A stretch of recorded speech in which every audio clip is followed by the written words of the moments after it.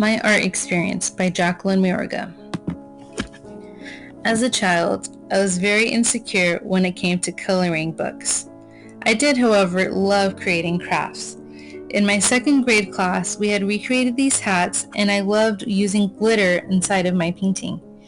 I was so excited to share it that when my mom came to visit, I instantly put my hat on for her to see. When I was 10 years old, my family and I went to the Monterey Bay Aquarium in Monterey, California. After the aquarium, we were strolling down Fisherman's Wharf when I spotted an artist creating someone's portrait. I thought it was so interesting to see how this artist was using spray paints and was able to create such a beautiful painting. I then asked my mother if it would be okay for me to get a portrait, and when she said yes, I was so ecstatic. I remember posing for this painting and wondering if it would be as detailed as it was on the previous person. I was instantly surprised when I saw how the artist even incorporated the butterfly clip that was inside my ponytail.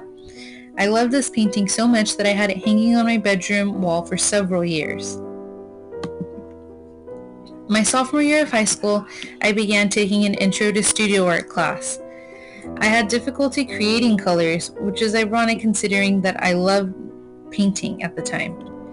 When working with the primary colors, I thought it would be easier to create the secondary colors. However, I really struggled creating the color violet.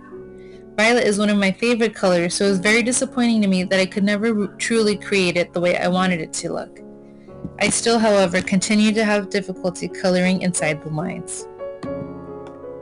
One of my first assignments was understanding the light source and shadows in three-dimensional objects. We had to recreate three-dimensional objects and make them look more 3D by adding a light source and a highlight and a cast shadow. It was difficult for me to understand that shadows also fade, and so when creating these objects, it was very hard for me, and I often relied on my friend to help me with my paintings and my drawings. As the course progressed, I became more confident in my artwork. I wasn't relying as much on my friends to help me, and I was actually creating these paintings on my own. Two of my art projects that I enjoyed doing were the ones pictured right here. The puppy I created was with chalk, and I loved using chalk at the time.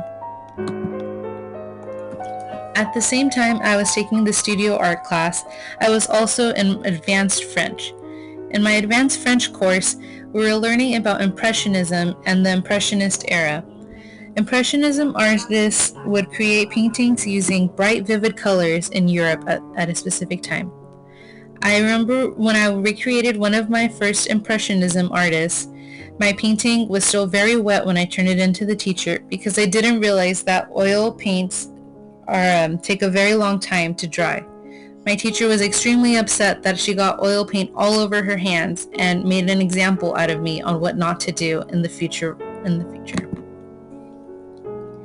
As a final for my studio art course, we had to do a self-portrait.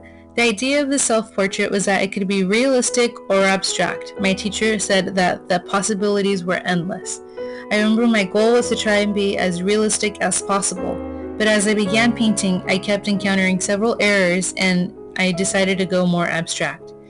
I decided that with an abstract painting, it would be more reflective on who I am as a person. I created a huge sunlight behind me, and I decided to do several flowers all throughout my face. To this day, I still enjoy painting.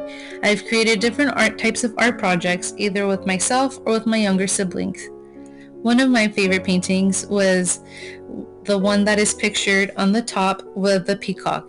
I painted this actually right after my studio art class, and it was with actual peacock feathers. I have this hanging on my bedroom wall to this day. Thank you.